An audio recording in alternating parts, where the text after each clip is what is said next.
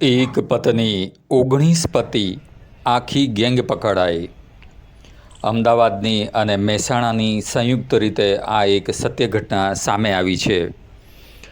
સમાજમાં જે રીતે મહિલા એટલે કે કન્યાઓની અછત છે, સ્ત્રી ભ્રૂણ હત્યાના પાપના જે પરિણામો દેખાઈ રહ્યા છે, એની અસર અને એની આડઅસર એની ઘટનાઓ જે સામે આવી રહી છે તે હજી પણ ઓછી થવાનું જાણે કે નામ જ નથી લઈ રહી.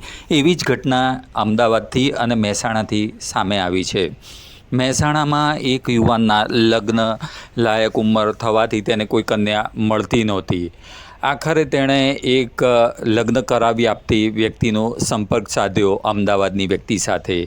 તે વ્યક્તિએ તેમના લગ્ન માટે એક કન્યા બતાવી. યુવકને કન્યા પસંદ આવી, કન્યાએ પણ હા પાડી દીધી. બંનેની સહમતિ થઈ ગઈ અને એ પ્રમાણે પછી લગ્ન નક્કી કરવાનું ઠરાવવામાં આવ્યું.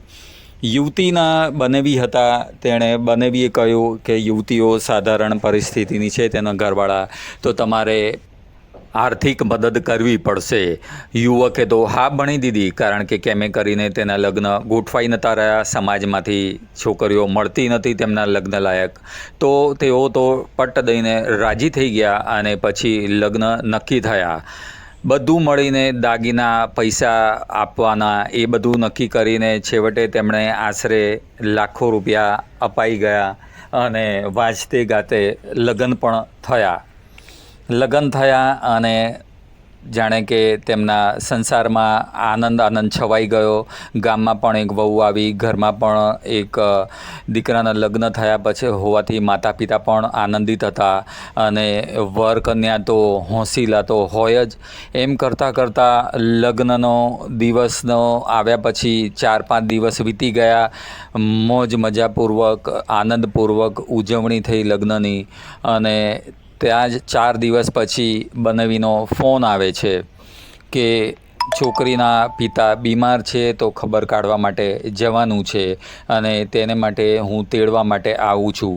સ્વાભાવિક છે કે કોઈ પણ દીકરીના માતા પિતાની તબિયત ખરાબ હોય તો ઘરવાળા તો હા ભણવાના જ હોય.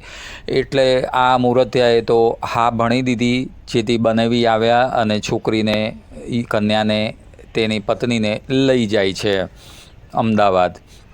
એ પછી જ્યારે 2-4 દિવસ વીતે છે ત્યારે પછી જે મૂર્તિઓ તેને ફોન કરે છે તો તેનો ફોન સ્વિચ ઓફ આવે છે. તેના બનેવીને પણ ફોન કરે છે તો તેનો ફોન પણ બંધ આવે છે. આમ પછી તેને કંઈક શંકા ઉપજતા તે તાબડતોબ ત્યાં પહોંચે છે અમદાવાદ મહેસાણાથી અને ત્યાં જઈને તપાસ કરે છે તો તેને ખૂબ જ વિચિત્ર રીતનો જવાબ આપવામાં આવે છે.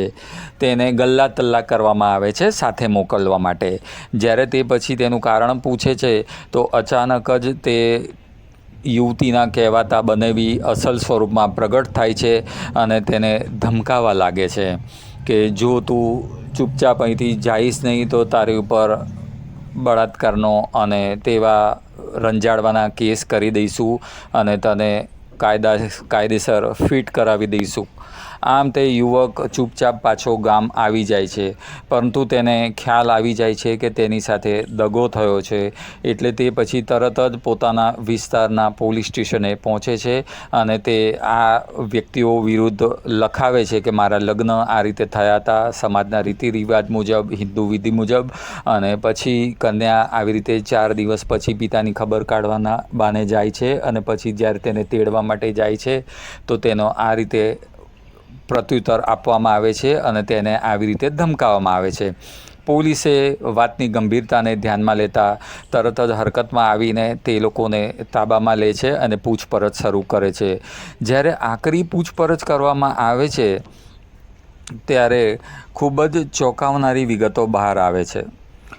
પોલીસ સાથેની પૂછપરછમાં પોપટની જેમ બોલવા માંડેલી કન્યાએ 1 નહીં, 2 નહીં, 3 નહીં, 4 નહીં, પરંતુ 19 યુવકો સાથે લગ્ન કર્યા હતા અને આ રીતે જ તે લગ્ન કરે, 4-5 દિવસ રહે અને પછી જે પણ રકમ મળી હોય અને હાથમાં આવે તે અને ચડાવેલા દાગીના લઈ જઈને ફરાર થઈ જતા હતા. અને પછીથી જ્યારે પણ કોઈ તેમને પતિ તેમની પાસે પહોંચતા ત્યારે તેમને કોઈ પણ ખોટા કેસમાં ફિટ કરાવી દેવાની ધમકી આપી દેતા હતા, જેથી કરીને સમાજના ડરે અને કોઈ પણ કેસ થશે તો બદનામી થશે, ખોટા જેલમાં જવાનો વારો આવશે એ ડરે કોઈ પણ લોકો ફરિયાદ કરવા જાણે આવતા નહોતા. પરંતુ આ યુવક હિંમતવાળો નીકળ્યો અને તેણે જઈને ફરિયાદ લખાવી અને આ હકીકત બહાર આવી. એ ઉપરાંત પણ તે યુવતીનો બનેવી જે કહેવાતો હતો તે ખરેખર કોઈ બનેવી નહોતો, પરંતુ તે જ આ કન્યા માટે જાતના યુવાનો શોધતો હતો જે લોકોના લગ્ન ના થતા હોય અને જે ગરજવાળા હોય અને જેઓ પૈસા આપીને લગ્ન કરવા માટે તૈયાર થઈ જતા હોય. તે માટે તે યુવક જ આવી રીતે ફરીને ગામે ગામ કોઈ પણ રીતે આવા લગ્નલાયક મૂર્તિયા શોધી કાઢતો હતો અને પછી તેમની પાસેથી જે પૈસા આપવા માટે તૈયાર હોય, હજારો લાખો રૂપિયા, તેમની પાસેથી પૈસા લઈને પછી લગ્ન કરાવતો હતો અને પછી અમુક દિવસો થાય ત્યારે આવી રીતે તે કન્યા ફરાર થઈ જતી હતી. આમ તે વારંવાર લગ્ન કોઈ પણ રીતે, કોઈ વાર કોઈ પોતાને બનેવી તરીકે ઓળખાણ આપતો, કોઈ વાર લગ્ન કરાવી આપનાર તરીકે ઓળખાણ આપતો, એમ અલગ અલગ વ્યક્તિઓ સાથે અલગ અલગ મન ફાવે તેવી પોતાની ઓળખાણ રજૂ કરતો હતો. પોલીસ તપાસમાં એ પણ જાણ થઈ કે તે લોકો પોતાના આધાર કાર્ડ પણ આપતા હતા, પરંતુ આધાર કાર્ડ બનાવટી હોતા હતા. એમાં અલગ અલગ ઓળખ સાથેના બનાવટી આધાર કાર્ડ, LC, તેમના જે લિવિંગ સ્કૂલ સર્ટિફિકેટ હોતા હતા તે પણ બનાવટી હોતા હતા. તો આમ પોલીસે તેઓ ઉપર ધોખાધડી કરીને, લગ્ન કરીને પૈસા પડાવવાના અને સાથે સાથે ખોટી ઓળખ આપીને ખોટા દસ્તાવેજો ઊભા કરવાના પણ ગુનો નોંધ્યો હતો. આમ તે કહેવાતો બનેવી તે કોઈ બનેવી તો નહોતો, પરંતુ તે એક લગ્ન કરાવી આપવા માટે આવી રીતે એજન્ટ જ હતો કે જે શોધતો હતો તેમના માટે શિકાર. એ સિવાય પણ બીજી પણ ત્યાંથી પૂછપરછમાં એક બીજી પણ કન્યા મળી આવી કે એણે પણ 4 થી 5 આવી રીતે લગ્ન કર્યા હતા અને તે પણ આવી રીતે લગ્ન કરીને પોતે હાથમાં આવે તે વસ્તુઓ લઈને ફરાર થઈ જતી હતી. અને એ સિવાય અન્ય લોકો પણ, તે યુવતીના માતા પિતા, તે પણ આ બાબતમાં સંડોવાયેલા હતા. આમ પોલીસે જણાવ્યું હતું કે કોઈ વ્યક્તિને કદાચ કોઈ સંજોગોવશાત 2-3 લગ્ન થાય તો તે સમજી શકાય એવી વાત છે. મનમેળ ના હોય, ક્યાંક સુખ દુઃખ પડ્યા હોય કે કોઈ તકલીફ પડી હોય તો છૂટાછેડા થાય તો અલગ વાત છે. પરંતુ આ લોકો તો 1-2 નહીં પરંતુ 19 લગ્ન કર્યા હતા અને તે દર વખતે આવી રીતે ફરાર થઈ જતા હતા. અને ઉપરાંત પછી તે યુવક તેમને તેડવા જાય તો તેમને ધમકાવીને ખોટા કેસોમાં ફસાવી દેવાની ધમકી પણ આપતા હતા. આમ તે સુનિયોજિત રીતે આયોજિત ગેંગ અને એક ગુનો હતો. એટલે કે તે એક પ્રકારનું સુનિયોજિત કાવતરું ઘડીને તે લોકો ગુનાને અંજામ આપતા હતા. એટલે તેને એક ગુનેગારની શ્રેણીમાં આવી શકાય. પોલીસે એ પણ કહ્યું હતું કે કોઈ પણ યુવકોએ ધ્યાન રાખવું જોઈએ કે બને ત્યાં સુધી સમાજમાં જ્યાં પણ થોડી ઘણી ઓળખાણ હોય તપાસ થઈ શકે.